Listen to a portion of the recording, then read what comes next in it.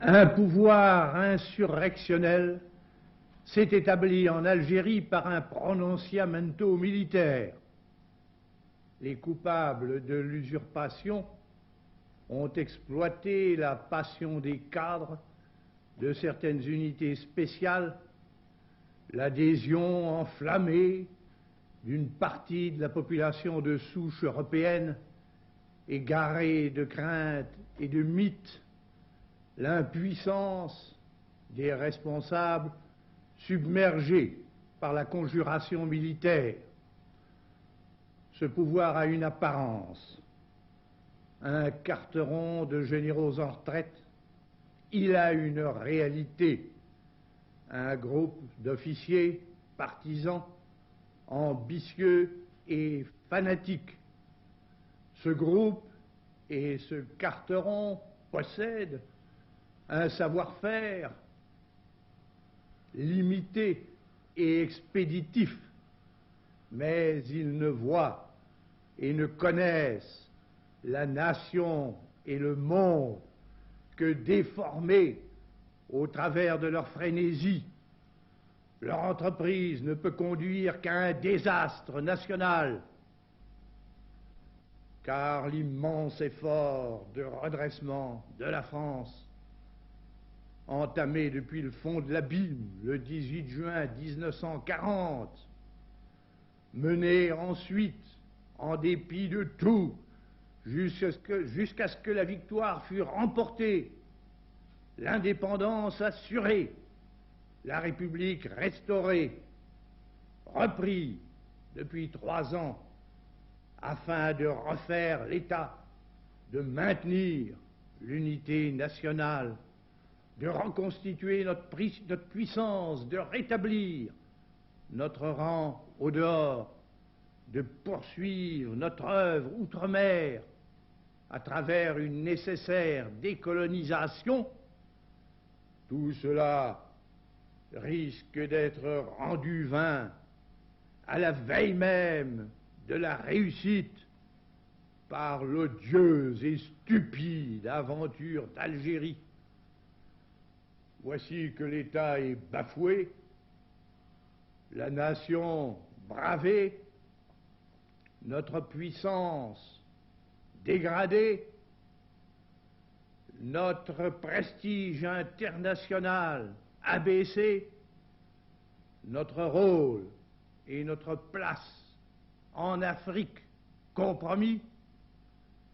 Et par qui?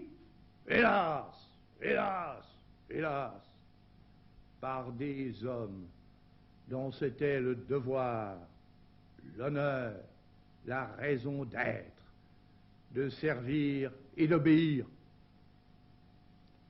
Au nom de la France, j'ordonne que tous les moyens, je dis tous les moyens, soient employés partout pour barrer la route à ces hommes-là en attendant de les réduire. J'interdis à tout Français, et d'abord à tout soldat, d'exécuter aucun de leurs ordres, l'argument suivant lequel il pourrait être localement nécessaire d'accepter leur commandement sous prétexte d'obligations opérationnelles ou administratives ne saurait tromper personne. Les chefs civils et militaires qui ont le droit d'assumer les responsabilités sont ceux qui ont été nommés régulièrement pour cela et que précisément les insurgés empêchent de le faire. L'avenir des usurpateurs ne doit être que celui que leur destine la rigueur des lois. Devant le malheur qui plane sur la patrie et devant la menace qui pèse sur la République, ayant pris l'avis officiel du Conseil constitutionnel, du Premier ministre, du président du Sénat, du président de l'Assemblée nationale, j'ai décidé de mettre en œuvre l'article 16 de notre Constitution. À partir d'aujourd'hui, je prendrai, au besoin directement, les mesures qui me paraîtront exigées par les circonstances. Par là même, je m'affirme en la légitimité française et républicaine qui m'a été conférée par la nation, que je maintiendrai quoi qu'il arrive jusqu'au terme de mon mandat, ou jusqu'à ce que viennent à me manquer soit les forces, soit la vie, et que je prendrai les moyens de faire en sorte qu'elle demeure après moi.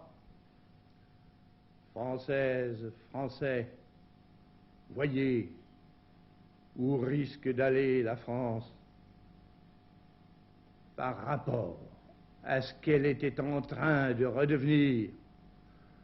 Françaises, Français, aidez-moi.